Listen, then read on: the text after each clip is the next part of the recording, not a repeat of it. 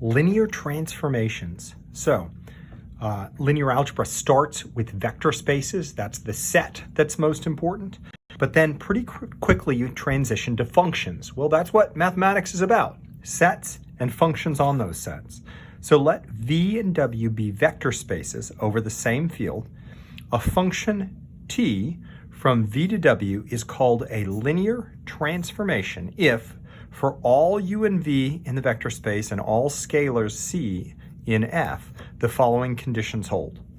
1, t of u plus v equals t of u plus t of v. That's called additivity.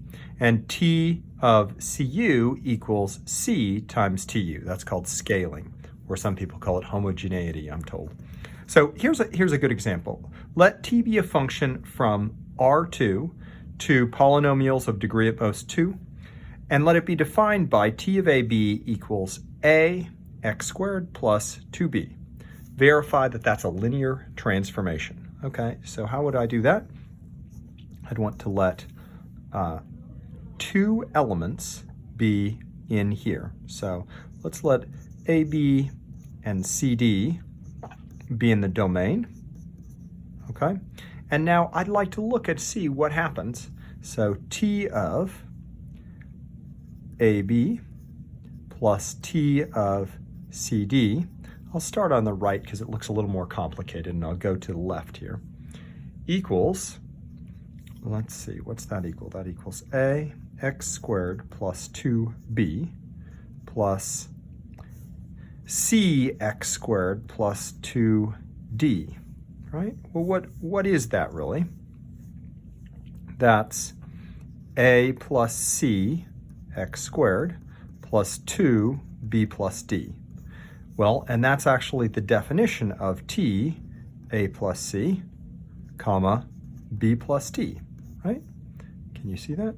And well, what's that? That's just t of a plus c plus a plus b, a comma b. I'm sorry. If you have a comma b plus c comma d, yeah, well, what is that? That's exactly what you have here.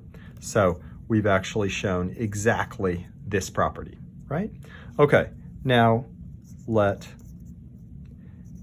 AB be an element of R2, and I'm going to pick a scalar. Might as well let it be C in the field.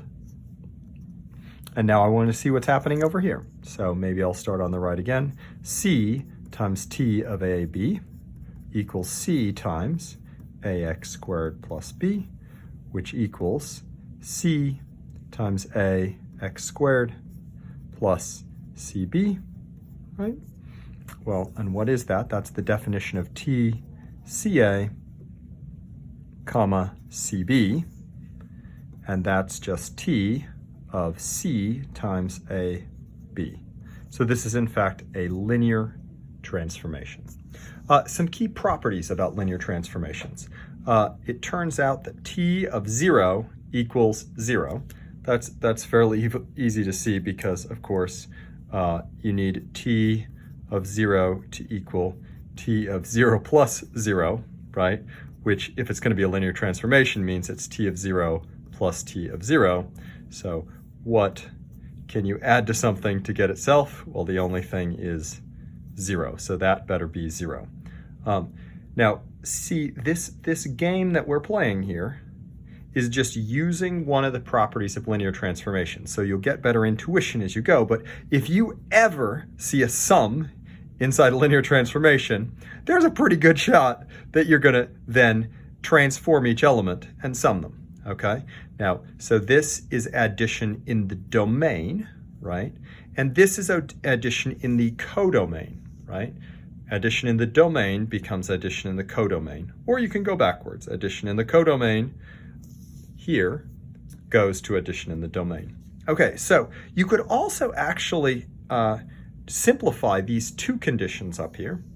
Okay, simplify the two conditions as a single condition. Okay, so if you have the function, it's a linear transformation if and only if t of cx plus y equals c t of x plus t of y for two vectors and a scalar. You might have thought, well, this is kind of redundant. You could actually do the same thing. In fact, you might try on your own. Do the same thing, but just in one line that involves both a scalar and a sum.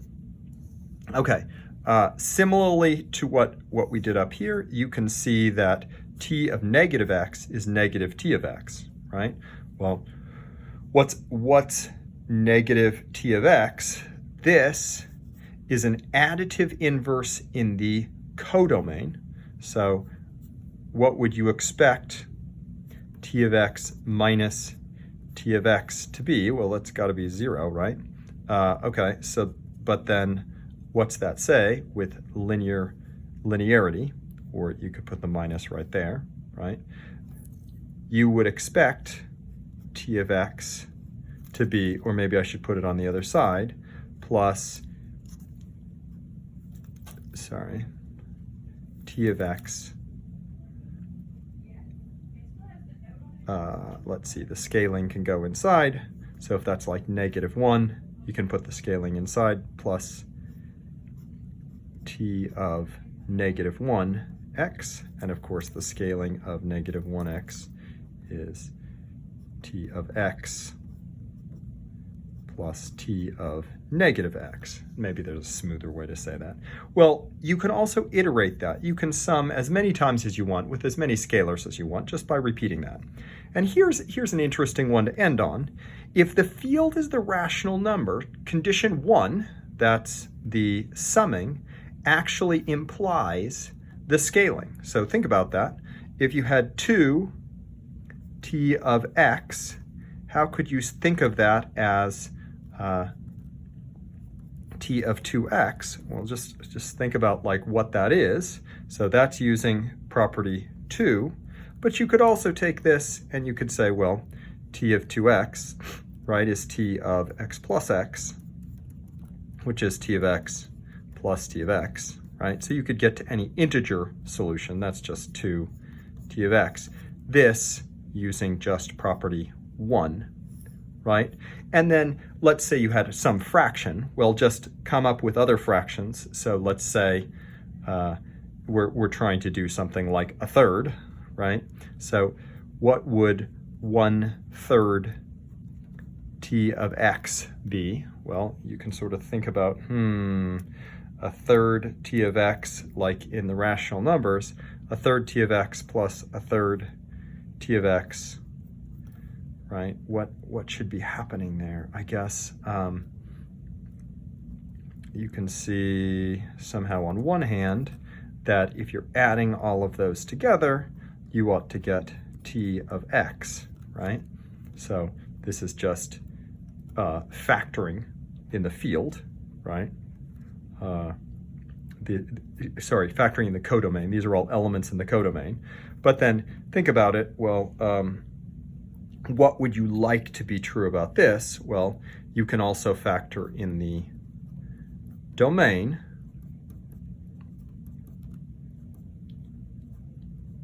You can break, if there's rationals, you can take 1/3 plus 1/3 plus 1/3, and by distributivity, this holds. So you can sort of see how that works.